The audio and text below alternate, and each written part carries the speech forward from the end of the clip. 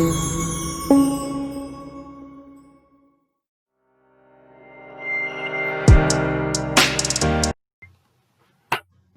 say the American FICO score average hit a new record high since like 2005 during the pandemic.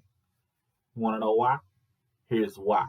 What up? You got Mr. Smith, point five of Mr. and Mrs. Smith. And in this brief video, I want to talk about how and why credit scores at an all-time high. So a couple of different reasons, but I want to talk about the 5 factors. Every now and then you're going to hear me talk about those 5 factors because they are important. Many people focus on 1 or 2, but if you don't know all 5, then you hinder yourself from being able to reach the levels that you can reach. Because if you understand that it's more than one factor involved, then you can kind of break down and see what you may be missing from those factors in order to boost your credit score faster. Or if you like to hire us and allow us to assist you in the process, set up a consultation, click one of the links below that allows you to get access to things that help people restore their credit all across the nation. That being said, let's dive in. So, look, credit scores are high as it relates to things happening in the pandemic. A couple of different reasons that could be. One, people are more conscious of their spending. People are at a scarcity place and they're like, hold on, let me take care of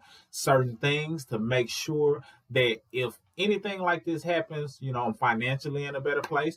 More people are just being more conscious of financial literacy because there's a lot of teachers out there, a lot of people who are educating people. And when it's a lot of teachers, it causes a domino effect of people who are A, benefiting from their teaching, B, people who are hiring people who can really help them get to a next level financially, or they're just implementing certain things that they're learning all across the board. And now they then become teachers who were once taught by someone else. And it's a chain reaction. It's a beautiful thing because now the popular thing is to be wise, to be smart, to be savvy, to be wealthy, not just entertain. And it forced a lot of us to be at home and really focus on what was going on.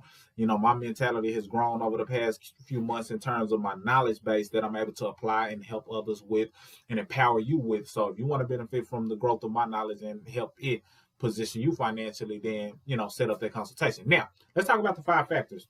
And it's a beautiful thing that credit scores are going up. And these 5 factors have a lot to do with it. But now, this is what you got to understand. When it comes to those 5 factors, if you know what you do or do not have, that's the perfect opportunity to determine what you need to do in order to strengthen this area. 5 factors. Number 1, payment history. Payment history is how well you make payments on time, over time. And hopefully you do it all the time, because one missed payment has really resulted in many people's score dropping quite drastically just off of a missed payment. That's 35% of your credit score, payment history. So definitely make your payments on time all the time, even if you got to negotiate. Really make it ahead of time.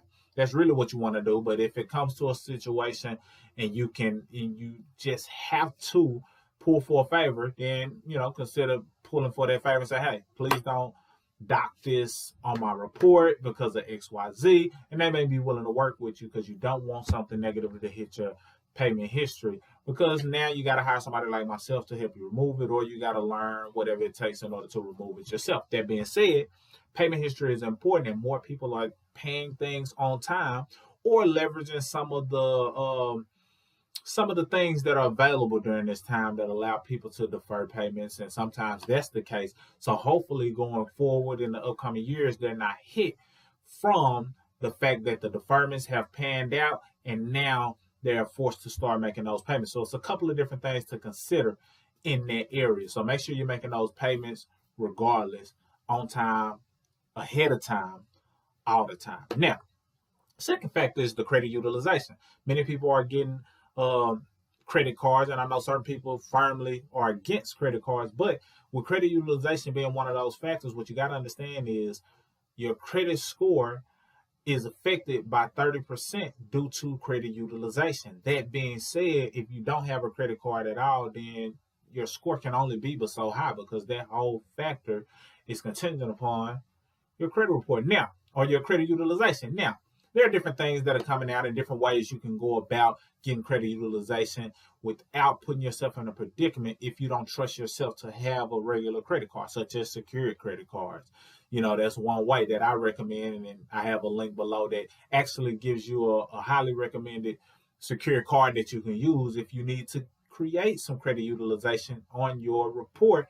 And when you click that link, you'll be able to get access to it, and it reports to all three bureaus. It reports pretty rapidly, and it's helped people boost their score drastically. So the link below that says bit.ly/royalty credit, it may say something else, but one of those links, get access to it. And if you want to build your credit while using your own money and still benefiting from credit utilization, I highly recommend it. Now, credit utilization, as I stated, is 30% of your score. So we got 35%, which is payment history. We got 30%, which is credit utilization. That's 65% of your score already.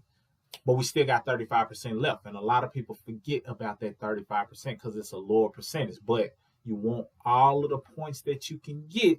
So you don't want to shy away from that 35% because that can be the difference between you having a 500 credit or a 600 or almost 600 credit score or not. So you definitely still want to focus on those last three. So what are the last three? Credit history. Credit history is number 3. Basically, credit history is the age of your credit. How old is your credit? How long has your credit been being utilized? How long has your Social Security, which is attached to your credit, been being used? Once you understand that, you understand the power of credit history. Now, this usually only happens over time. There are different ways that you can get credit history by being an authorized user on someone's account, but mainly the best way to do it is just by you developing it. It's just, waiting the time out in order to strengthen your credit history, because they look at a person who has a history of credit as somebody who's not new to this. They've been doing this and they know what they're doing in a sense. And because of it, that affects a portion of your credit score. So we're at 65%. So 35, 30, and I believe 15. Yep, 15% is what's affected by your credit history. I always mix those up when I'm just going off the dome. So 15% is affected by your credit history. What's next? Now you need new credit. How recent is your credit? So if you got decent credit history, they want to know how good are you based on the past 2 years. Technically, those are the ones that are very important, but the credit age overall is important as it relates to the previous factor. But your new credit, how recent of credit have you used? And the newer the credit, sometimes it has a better effect in terms of them knowing, okay, this person is currently, and for the past 2 years, using their credit appropriately. And that 10% can give you a nice strong boost, because that's about 55 points just from that 10%. So it might not seem like much, but if you got a decent new credit, recent credit that you've used, that can be 55 points that contributes to your score if you're doing it appropriately. Last but not least, credit mix. And if you've done those previous 4, then your credit mix is usually intact. So what is credit mix? Credit mix is basically you having diversification in your credit. You want to have a little bit of both. You want to have all of the things we listed, but in the second factor, which is credit utilization, that's known as revolving debt. Most of the time when you're dealing with payment history and things of that nature, most of the time that's dealing with installment debt, such as your car loan, such as your mortgage, such as personal loans, such as student loans. All of those are installment debt. So you want a combination of both revolving and installment debt. So when you got a combination of both, meaning that you've been good at paying those things back, that gives you proper credit mix, another 55 points, because that's 10% as well. And now you got a holistic credit score. So that being said, if you would like us to help you be a part of the national high in terms of people having high credit scores during this pandemic, let us know. We've actually participated in helping people boost their score during this time as well through our education, as well as us actually restoring credit for people. So if you want to be a part of that, then definitely let us know. Schedule a call. And if you choose to hire us for our services, then we got you. But if not, we got education out there as well that may benefit you, and some other resources if you want to click and get access to it. But the scores are going up during 2020, and it's at an all-time high. The question is, Are you rolling with us? Be a part of the high credit score so we can keep taking it up to a whole nother level. That's all I got for now, Mr. Smith. Signing out.